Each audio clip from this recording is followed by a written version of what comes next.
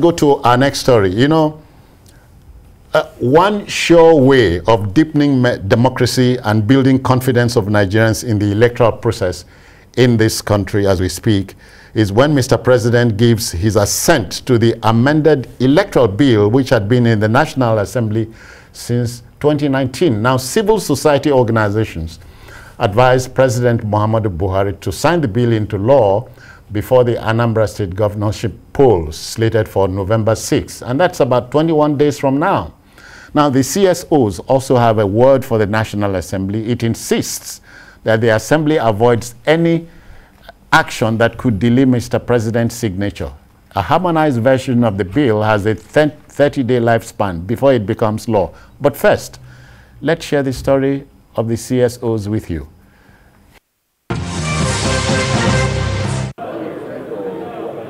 Commendations are still coming the way of the Nigerian Senate for bowing to the electronic transmission of election results by the nation's electoral umpire.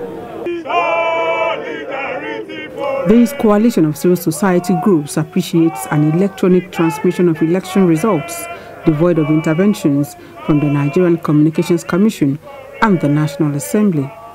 The group believes electronic transmission of results guarantees credibility of the electoral process and wants the bill signed into law before the November 6th Anambra state governorship election. We are calling on the conference committee not to go to sleep.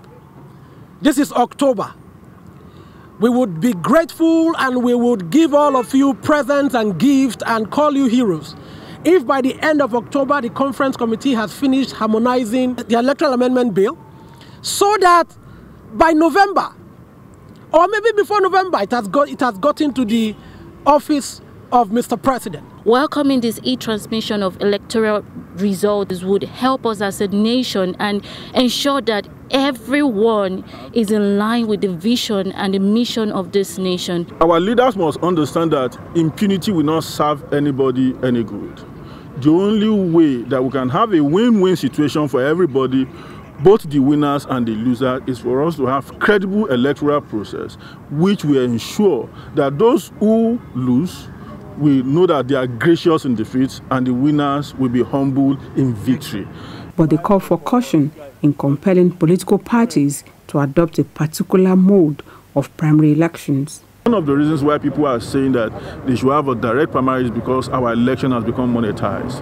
And some persons who are participating in smaller elections like House of Representatives and even the senatorial elections also have that concern that governors are manipulating the process when it comes to indirect primaries. So, but for us, we believe that there is no easy way out of this. The best option will be for the two modes of primaries to be allowed, in our democratic process. There may be few in number in line with COVID-19 protocols, but this coalition of civil society groups insists its message is powerful enough to ensure a new trajectory for the Nigerian nation. All right, then let's break this story down. Jide, first of all, the National Assembly tripped me in a way when it reversed itself on the electronic transfer of voting results. I think it takes sheer guts to do that. But somebody had said the people are just returning from a recess. It's a position they have all taken. The way it is, it wasn't as if they were against it in the beginning. If we go down memory lane, the committee recommended electronic mode. Yes. In the House of Reps, an individual suddenly got up saying that, look, it should be amended, that they should not wholesale accept electronic transmission of results because there are places where you don't have network, and then it led to so much bad blood, argument back and forth, and then the PDP members walked out. But what happened was that after they walked out, it was what the committee recommended. It was the report of the committee that was then adopted. After they walked out, it was still the report that the committee of the House of Reps which met over the whole matter, recommended, there was a report that I presented that was now adopted. So the House of Reps was the first to adopt electronic transmission. What the Senate merely did was to adopt the House of Reps version. Okay. Yes.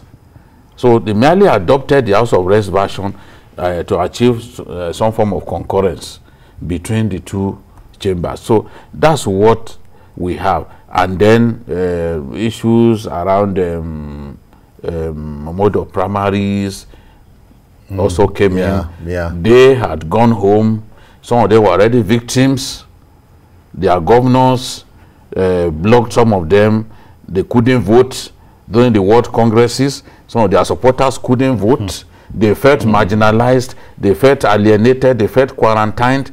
And then they decided that, look, the best thing is to go for direct. What's it called? Direct primaries, so that every card-carrying member of a party would then be involved in choosing their leaders, in building the structures of the party from top, from bottom to top. So that's what I initially, I remember when I interviewed INEC, he said, look, because there was so much bad blood in the Senate, and he said, look, we are going to be talking to ourselves during this long break, and hopefully this won't be the last of the then thankfully the House of Reps had quickly adopted the report presented to it by its committee on the matter.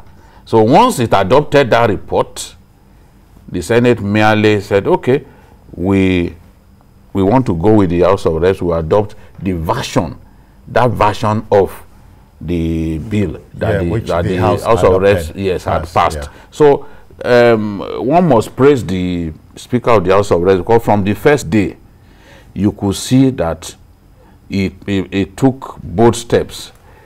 You know, he suggested that, look, okay, let us have the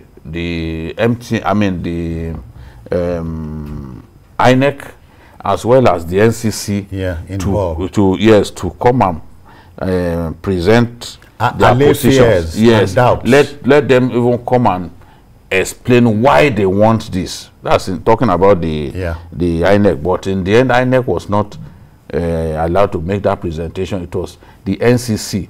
But then there was the issue of breaching constitutional provision, which gives INEC the power to conduct elections the way it deems fit. So if you are now subjecting the NCC, if you are now saying the NCC should determine where electronic transmission can take place, that means you've taken away the independence conferred on INEC by the Constitution.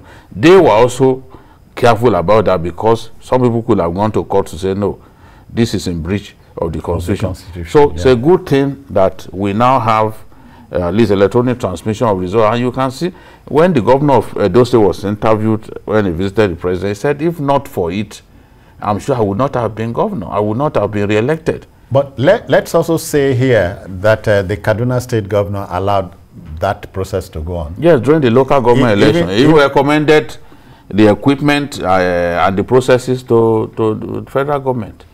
Tony, but you see, the National Assembly making it a law, mandatory on political parties to go the direct primary way, you think it's good for democracy? They're kicking already, and I think they should just allow the parties to decide.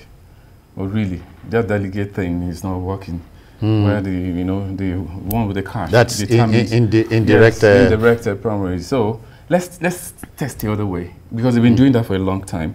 And if we really want electoral reform, it should, apart from electronic transmission of results, other component parts of that act should come into purview, into the issue.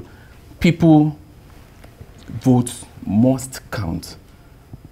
Electronic transmission of results is number one, because a situation whereby people vote and the moment you leave the polling center, you don't even know what happened to your election, to your vote. It doesn't augur well for development and democracy. It is not a cure-all. It's not like a silver bullet. That's why I said all of them. It's not. It's just let's just start from somewhere. Let's start from somewhere. It must happen. It must happen, because I've been at polling centers where elections are held. You drop your vote, then you start waiting. I don't need to wait. I should have confidence in the electoral system that once I go, my vote should count. But waiting means there's a doubt. There's an element of doubt somewhere, and it shouldn't happen. Nigeria has come of age. At this level, we should not have any doubt whatsoever in an electoral system. Electronically, and have results. I don't know why we can do that. Anybody who's saying it's not possible, it's been not economically true. It's not being sincere at all. We can do it. We can do it. I mean, why would you vote here? We vote here, and we're going to carry our vote by road. At this age and time, we can do it. So I salute the National Assembly, and I pray that the President should give his assent immediately. And there shouldn't be any issue whatsoever that makes it impossible. All right. Can we proceed? Unless Anambra election, we should start from there and use it as a test case. All right. I hear that Ada has joined us from Jos Plateau State. Good evening. And the other person there, journalist Hangout. Yeah. It's Ada from Jos. Ada, we greet you. Please, welcome. I stand with the CSOs for the swift harmonization of the assent to the electoral amendment bills by President Buhari. But now, what I want to know is this. Mr. President, accepting to it or not is not the only option. So I find it ridiculous when the National Assembly keeps giving us the impression, as if we're illiterate, that if Mr. President doesn't assent to it, that is the problem. That's not the problem. If they are discharging their duties, the way it should be, without being partisan, they have an option. There's a provision there that was a certain period of time or whatever, it becomes law. So what are they talking about? Who are they fooling? Then again, my own concern is not just the direct or indirect, but let that electoral bill have it in such a way that the party members can defect whether there is war or whether there is peace. But then let them not allow them to defect with their positions. You know? Ada, we got you first time. We got you first time, and we share your sentiments. Thank you, thank you. Jide, but there's a little fly in the ointment. When the news came yesterday that the Supreme Court had finally put the ceiling on who to represent APGA, the forthcoming Anambra elections, the questions will remain, or the basic question will remain, must the courts step in? All the time. So can't the process re-engineer itself? The problem is with the individuals. The problem is with the politicians. The politicians believe in the winner takes all mantra. Yes. So they are bad losers. You see people who are badly beaten an election, they will pursue litigation right up to Supreme Court. Spend money. Waste money and all that. So until we begin to have faith in the system, until parties to do their best to have genuine, not just intra-party discipline, but intra-party justice system that ensures that even when a person has issues with the conduct of an intra-party election, he can be sure that he will get justice. Yeah. They will not be going. During the Awolowo years, we were not having a deluge of litigation from political parties like this. But the way it is now, power people within parties want to lord it over everyone. They want to have their way at all times. And sometimes in doing that, they breach the rights of other people. So those ones will be forced to go to court. I've seen even a local government chairman who was illegally removed from office by a sitting governor in Kwara. And the local government chairman was forced to go to court. So even after I went to court and he won, what did we see? The governor refused to allow him to come back to office. So impunity even by politicians enable all of these court cases that we are seeing. So if they do not change their attitude, this will continue. The only good thing that I'm seeing in terms of the amendment to the electoral law that the current Senate has done is that it provides for 180 days. Yeah, within which to cases will have been resolved and all that before inauguration. Yes. So you won't have a situation in which okay, once primaries are held earlier, those issues will be resolved before they go for election.